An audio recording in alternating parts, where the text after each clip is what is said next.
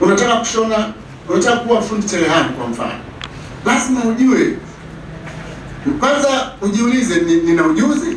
Hayo yamesemwa katika hafla uzinduzi wa jukwaa la uchumi la wanawake mafundi ushonaji Tanzania lililofanyika mkoani Kigoma. Wanasema hakuna fundi wa nguo mkweli, wasema kuna fundi wa nguo designer fulani ni mkweli. Akikwambia saa 9 saa 9. Akizungumza mkurugenzi wa Pamoja Tuwasomeshe Group ambaye pia ni mratibu wa jukwaa la uchumi, Mchumi Hatibu Hamisi Luganda, amesema jukwaa hilo linalenga kuwaunganisha mafundi ushonaji na kuwawezesha kupata mitaji pamoja na mikopo yenye gharama nafuu ili kukuza shughuli zao za kiuchumi. Jukwaa hili la uchumi la wanawake mafundi ushonaji maarufu kama mafundi cherehani ni jukwaa ambalo linakuja kutoa suluhisho ya changamoto ambazo wanakutana nazo.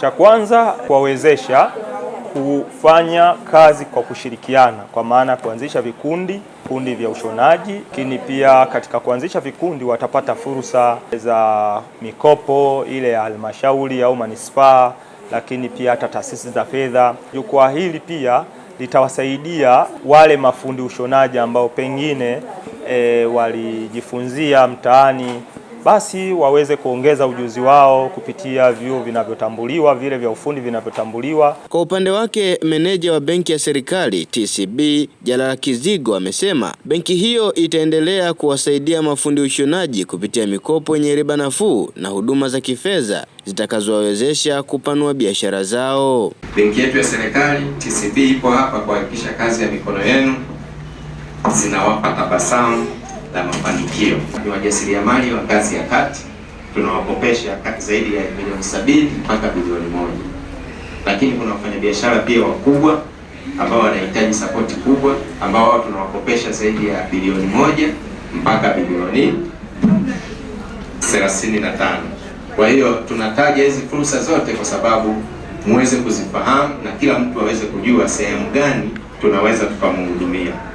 Baadhi ya washiriki wa jukwaa hilo wamesema mafunzo hayo yameongezea ujuzi wa biashara na wameiomba serikali pamoja na wadau wa maendeleo kuwapatia vifaa vya kisasa na mitaji ili kuongeza uzalishaji wa ndani nchini.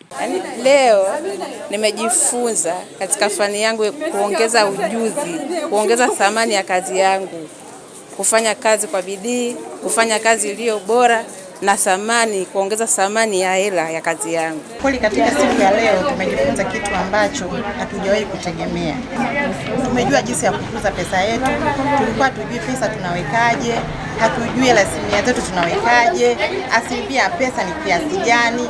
Yaani sisi kwa inatumika tu kupatia pesa tunakula, hatujui tuweke kiasi gani. Nilikuwa naomba serikali kusupport, ituangalie kwa jicho la tofauti sisi mafundi.